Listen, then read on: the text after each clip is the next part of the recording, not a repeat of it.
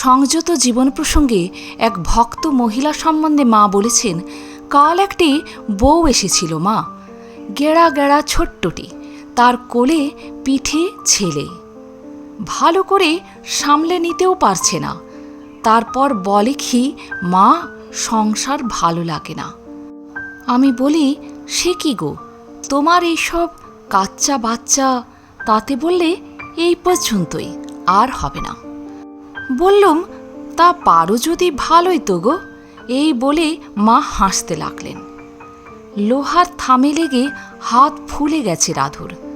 মা দেখে অত্যন্ত দুঃখিতভাবে বলেছেন, আহা, বাছার আমার কতই লেগেছে, মরে যায়। আহা, ও জনম দুঃখী আমার, শরীরে কি আর আছে? আহা, কাঞ্চিলালকে একটু ওষুধ দিতে বলো, ভালো করে দাও গো।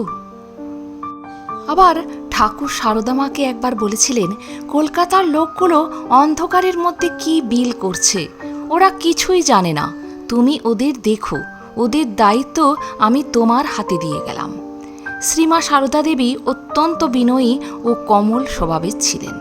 ঠাকুরের এমন কথা শুনে তিনি প্রথমে কিছুটা লজ্জিত ও কুণ্ঠিত বোধ করেন।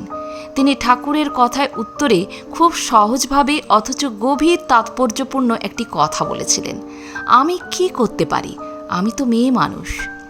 মায়ের এই উত্তরের পিছনে ছিল পরম বিনয়, কিন্তু শ্রীরামকৃষ্ণ তখন তাকে স্মরণ করিয়ে দিয়েছিলেন যে তিনি কেবল সাধারণ মানুষ নন, তিনি জগতের মা। ঠাকুর বলেছিলেন, তোমাকে অনেক করতে হবে। মা তখন ঠাকুরের ইচ্ছেকে শিরোধার্য করে নিয়েছিলেন এবং নীরবে সেই মহান দায়িত্ব পালন শুরু করেছিলেন।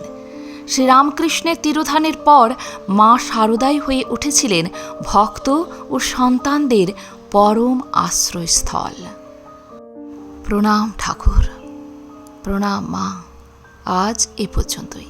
যদি ভিডিওটি ভালো লাগে একটা লাইক অবশ্যই করবেন, আর আপনি যদি নতুন এসে থাকেন আমার চ্যানেলটিকে সাবস্ক্রাইব করে বেল আইকনটি প্রেস করতে ভুলবেন না। সবার আগে বেলা 3টেই পৌঁছে যাবে আমার ভিডিওগুলি আপনার কাছে প্রতিদিন। ধন্যবাদ।